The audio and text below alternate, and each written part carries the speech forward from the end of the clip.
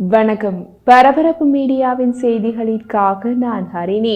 Ukraine போர் காரணமாக ரஷ்ய ஜனாதிபதி விளாடிமிர் புட்டின் 1,60,000 பேரை கட்டாய இராணுவ சேவையில் சேர்க்க உத்தரவிட்டுள்ளார். ரஷ்ய செய்தி நிறுவனமான இன்டர்ஃபாக்ஸ் ஆல் அறிவிக்கப்பட்டு சட்ட அறிவிப்புகளுக்காக அரசாங்க இணையதளத்தில் இந்த ஆணை வெளியிடப்பட்டுள்ளது. 18 முதல் 30 வயதுக்குட்பட்ட அனைத்து பொதுமக்களுக்கும் கட்டாய இராணுவ சேவை கட்டாயம் பொருந்தும்.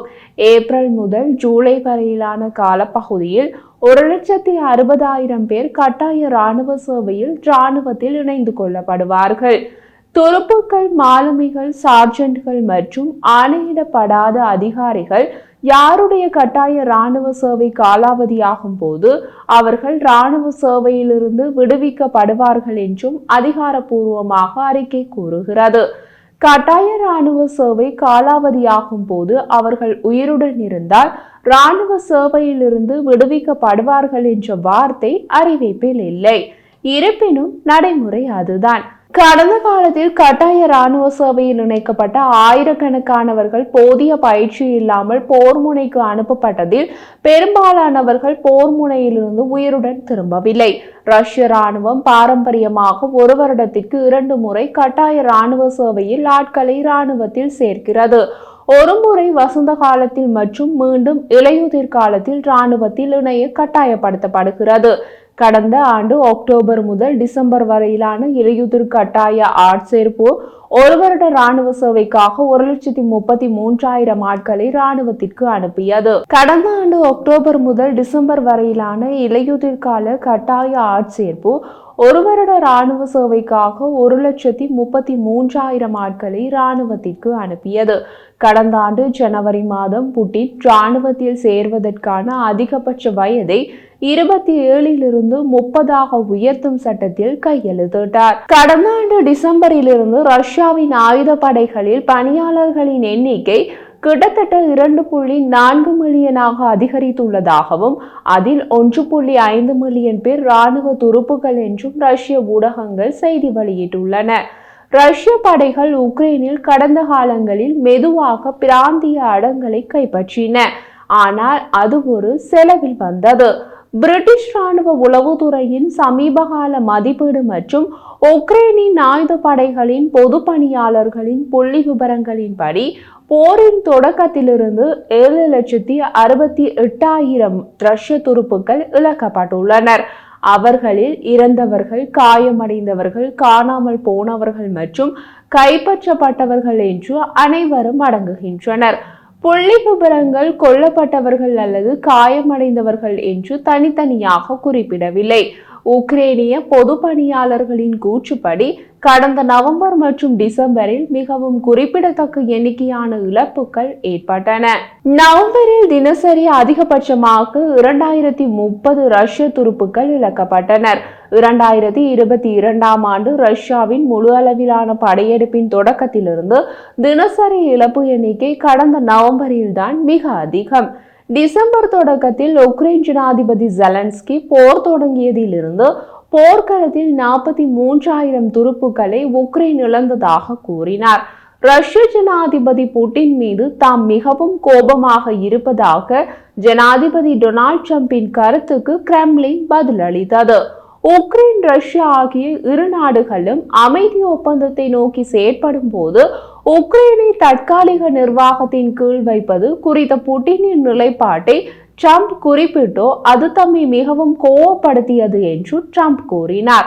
ட்ரம்பின் இந்த கூற்று பற்றி திங்கட்கிழமை கருத்து தெரிவித்த கிரெம்ளினின் செய்தி தொடர்பாளர் டிமிட்ரி பெஸ்கோவ் சில வார்த்தைகளை நேரடி மேற்கோள்களுக்கு பதிலாக வேறு விதமான அர்த்தம் செயற்பட்டதாக கூறினார். பெஸ்கோவின் கூற்றுப்படி உக்ரைனில் அமெரிக்கா மற்றும் ரஷ்ய இருதரப்பு உறவுகள் மற்றும் அமைதியை மீண்டும் கட்டியெழுப்புவதில் மாஸ்கோ வாஷிங்டனுடன் தொடர்ந்து பணியாற்றுகிறது. ஜோ பைடன் நிர்வாகத்தின் போது பெரும் சேதத்தை சந்தித்த எங்கள் இருதரப்பு உறவுகளை கட்டியெழுப்புவதில் முதலில் அமெரிக்க தரப்புடன் நாங்கள் தொடர்ந்து பணியாற்றி வருகிறோம் என்று பெஸ்கோவ் ஒரு வழக்கமான செய்தியாளர் மாநாட்டில் செய்தியாளர்களிடம் கூறினார். பெஸ்கோவ் தொடர்ந்து கூறிய போது, உக்ரைனிய குடியேற்றம் தொடர்பான சில யோசனைகள் செயற்படுவதாகவும் நாங்கள் பணியாற்றி வருகிறோம். வேலை நடந்து கொண்டிருக்கிறது. இதுவரை நாங்கள் உங்களுக்கு தெரிவிக்க வேண்டிய இறுதி முடிவுகள் எதுவும் இல்லை என்றார். இந்த வாரம் இரு தலைவர்களின் தொலைபேசி அழைப்பின் சாத்தியம் குறித்து கேட்டதற்கு பெஸ்கோவ், ட்ரம்புடன் ஒரு தொலைபேசி அழைப்பு இன்னமும் புட்டினின் அட்டவணையில் இல்லை, ஆனால் தேவைப்பட்டால் மிக விரைவாக ஒழுங்கமைக்க முடியும் என்றார். உக்ரைனுக்கும் ரஷ்யாவுக்கும் இடையே ஒரு முழு அளவிலான போர் நிறுத்த உடன்படிக்கையை விரைவாக கொண்டு வருவதற்கான தொடர்ச்சியான அமெரிக்க முயற்சிகள் இருந்த போதிலும் போர் முனைகளில் மோதல்கள் சீற்றமாக இருக்கின்றன. இதுவரை நடந்த போரின் வேறு எந்த ஒரு மாதத்தையும் விட மார்ச் முழுவதும் ரஷ்யா அதிக ஆர்ட்லரி அமைப்புகளை இழந்தது என்று உக்ரைன் ராணுவத்தின் புள்ளி விவரங்கள் குறிப்பிடுகின்றன. ஏன் இது முக்கியமானது? உக்ரைன் போரில் ஏவுகணைகள், விமானங்கள் எல்லாம் பயன்படுத்தப்பட்ட போதிலும் தரைப்போர் மற்றும் தரை நகர்வுகள் ஆர்ட்லரி தாக்குதல்களிலேயே அதிகம் தங்கியுள்ளது. அதிக எண்ணிக்கையிலான ஆர்ட்லரி அமைப்புகளுக்கான அணுகல் மற்றும் அவற்றை வைத்து தொடர்ந்து தாக்குதல் நடத்துவதற்கான வெடிபொருட்கள் மாஸ்கோ மற்றும் உக்ரைன் ஆகிய இரு நாடுகளுக்கும் 3 ஆண்டுகளுக்கும் மேலான முழு அளவிலான போரில் முக்கிய தேவையாக இருந்தது. உக்ரைன் பல்வேறு ஆர்ட்லரி அமைப்புகளை பயன்படுத்துகிறது. அதில் அமெரிக்க தயாரிப்பு ஹைமாஸ் அதிக சக்தி வாய்ந்தது. ரஷ்யா பெரும்பாலும் தமது சொந்த தயாரிப்பு ஆர்ட்லரி அமைப்புகளை பயன்படுத்தியது. ரஷ்யாவின் வெடிபொருட்களின் பெரிய அளவிலான கையிருப்பு இருந்த போதிலும் நீண்டகால போர் காரணமாக அவர்களது கையிருப்பும் வேகமாக கரையவே வடகொரிய தயாரிப்பு ஆர்ட்லரி ஷெல்களை பயன்படுத்த வேண்டிய நிலை ஏற்பட்டது. உக்ரைன் தனது சொந்த உபகரணங்கள் மற்றும் வெடிபொருட்களை முடிந்தவரை உற்பத்தி செய்ய தொடங்கியுள்ளது. ஒவ்வொரு மாதமும் உக்ரைனில் சுமார் 20 போக்டான ஆர்ட்லரி அமைப்புகள் தயாரிக்கப்படுகின்றன. நூற்றுக்கணக்கான மைல்கள் முன்வரிசையில் அதிக எண்ணிக்கையிலான உயிரிழப்புகளுக்கு ஆர்ட்லரி தாக்குதல் பொதுவாக பொறுப்பாக விவரிக்கப்படுகிறது. உக்ரைனின் ராணுவம் திங்கட்கிழமை தகவல் வெளியிட்ட போது, ரஷ்ய படைகள் கடந்த 24 மணி நேரத்தில் 30 ஆர்ட்லரி அமைப்புகளை இழந்து விட்டதாக கூறியது. இது உக்ரைனின் மொத்த ரஷ்ய ஆர்ட்லரி இழப்புகளின் எண்ணிக்கையை 25,537 அமைப்புகளாக கொண்டு வந்தது. மார்ச் 1 அதிகாலை முதல் மார்ச் 31 காலை வரை மாஸ்கோவின் படைகள் 1578 ஆர்ட்லரி அமைப்புகளை இழந்ததாக உக்ரைனின் பொது பணிப்பாளர் வெளியிட்ட தினசரி அறிவிப்புகள் தெரிவிக்கின்றன. ஜூலை 2024 ஆண்டு மாஸ்கோ 1520 ஆர்ட்லரி அமைப்புகளை இழந்தபோது ரஷ்யாவின் மிகப்பெரிய ஆர்ட்லரி இழப்புகள் ஜூலை 2024 ஆண்டு பதிவு செய்யப்பட்டன என்று உக்ரைனின் பாதுகாப்பு அமைச்சு ஜனவரி மாதம் கூறியது. ஜனவரி 2025 ஆண்டு ரஷ்யா 1000 ஆர்ட்லரி அமைப்புகளை இழந்ததாகவும் பிப்ரவரியில் 1370 ஆர்ட்லரி அமைப்புகளை இழந்ததாகவும் உக்ரைனிய புள்ளி விவரங்கள் குறிப்பிடுகின்றன. நெதர்லாந்து நாட்டின் ஆரிக்ஸ் திறந்த மூல நுண்ணறிவு அமைப்பின் தரவுகளின்படி நேற்று திங்கட்கிழமை நிலவரப்படி ரஷ்யா குறைந்தது 460 இழுக்கப்பட்ட ஆர்ட்லரி அமைப்புகள், 900க்கும் மேற்பட்ட சுய இயக்கப்படும் ஆர்ட்லரி அமைப்புகள் மற்றும் 130 ஆர்ட்லரி ஆதரவுகள் வாகனங்கள் மற்றும் ஒரு சில கட்டளை வாகனங்களை இழந்துள்ளது. இந்த எண்ணிக்கையில் பார்வை சரிபார்க்கப்பட்ட இழப்புகள் மட்டுமே அடங்கும். மேலும் உண்மையான எண்ணிக்கை கணிசமாக அதிகமாக இருக்கும். ரஷ்யாவின் பாதுகாப்பு அமைச்சு நேற்று திங்கட்கிழமை வெளியிட்ட புள்ளி விபரத்தில் உக்ரைன் 1533 பல்குழல் ராக்கெட் ஏவிகள், 23,130 ஆர்ட்லரி துண்டுகள் மற்றும் மோட்டார்களை இழந்ததாக கூறியது. ஹைமாஸ் இந்த வகையின் கீழ் வருகிறது. உக்ரைனுடனான தனது 3வது கால போரை முடிவுக்கு கொண்டு வருவதற்கான முயற்சிகளை ஒரு இழுபறியான செயல்முறையாக ரஷ்யா கருதுகிறது என்று கிரெம்லின் செய்தி தொடர்பாளர் டிமிட்ரி பெஸ்கோவ் திங்கட்கிழமை கூறினார். அமெரிக்க ஜனாதிபதி டொனால்ட் ட்ரம்ப் இரு நாட்டு தலைவர்களிடமும் விரக்தியை வெளிப்படுத்தினார். 2ஆம் உலகப் போருக்கு பின்னர் ஐரோப்பாவின் மிகப்பெரிய மோதலை ஒரு விரைவான முடிவுக்கு கொண்டு வருவேன் என்று கடந்த ஆண்டு அமெரிக்க தேர்தல் பிரச்சாரத்தின் போது ட்ரம்ப் உறுதியளித்தார். ஆனால் அவரால் இதுவரை உக்ரைன் போர் தொடர்பாக பெரிதாக எதையும் செய்ய முடியவில்லை. ரஷ்யா மீது புதிய தடைகள் உட்பட ரஷ்யாவை பேச்சுவார்த்தை நடத்த நிர்பந்திக்க அழுத்தம் கொடுக்க போவதாக ட்ரம்ப் தெரிவித்தார்.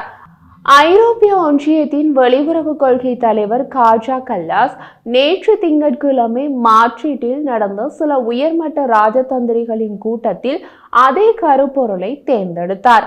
போரை பற்றி விவாதிக்க இருந்த கூட்டத்திற்கு முன்னதாக கல்லாஸ் செய்தியாளர்களிடம் பேசிய போது, ரஷ்யா விளையாடுகிறது, புட்டின் உண்மையில் அமைதியை விரும்பவில்லை என்று கூறினார். அப்படியானால் ரஷ்யா மீது எப்படி அதிக அழுத்தம் கொடுக்க முடியும் என்பதுதான் எங்களின் கேள்வி என்று அவர் கேட்டார். ட்ரம்ப் ரஷ்யாவின் மீது விதிக்கப்படும் தடைகளையோ போர் நிறுத்தத்திற்கான பிரதான ஆயுதமாக பயன்படுத்த பார்க்கிறார். ஏற்கனவே கடுமையான நிதி அபராதங்களை எதிர்கொள்ளும் ரஷ்யா மீது மேலும் பொருளாதார தடைகளை விதிப்பது குறித்தும் அதன் எண்ணெய் ஏற்றுமதியை குறைமதிப்புக்கு உட்படுத்த தடைகளை பயன்படுத்துவது குறித்தும் பரிசீலிப்பதாக ட்ரம்ப் கூறினார்.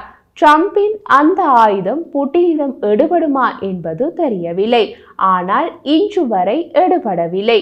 உக்ரைனும் ரஷ்யாவும் போர்க்களத்தில் நேரடியாக மோதினாலும் ட்ரம்பும் புட்டினும் நடத்தும் மறைமுக மோதலில் யார் ஜெயிப்பார்கள் என்பதிலேயே ஒரு போர் நிறுத்தம் தங்கியுள்ளது. உக்ரைனின் இரண்டாவது பெரிய நகரமான கார்கிவ் இரவோடு இரவாக மற்றொரு ரஷ்ய ஆளற்ற விமான தாக்குதலுக்கு உள்ளானதில் 3 பேர் காயமடைந்ததாக உக்ரைன் உலகத்துறை அமைச்சு திங்கட்கிழமை தெரிவித்துள்ளது. ரஷ்யா 2 பாலிஸ்டிக் ஏவுகணைகள் மற்றும் 131 ஷாஹிட் மற்றும் டிகோய் ஆளற்ற விமானங்களையும் ஏவியது என்று உக்ரைனிய விமானப்படை தெரிவித்துள்ளது. இதற்கிடையில் ரஷ்யாவின் பாதுகாப்பு அமைச்சும் நேற்று திங்கட்கிழமை அதிகாலை 3 ரஷ்ய பிராந்தியங்களில் 66 உக்ரைனிய ஆளற்ற விமானங்கள் ஏவப்பட்டதாக கூறியது. ரஷ்யாவின் எரிசக்தி வசதிகள் மீது உக்ரைனிய ஆயுதப்படைகளின் தொடர்ச்சியான தாக்குதல் நடக்கின்றன. உக்ரைன், ரஷ்யா ஆகிய இரு நாடுகளும் எரிசக்தி வசதிகளை தாக்குவதில்லை என உறுதியளித்துள்ளன என்ற ட்ரம்பின் அறிவிப்பு 3வது நாளே காற்றில் பறந்துவிட்டது.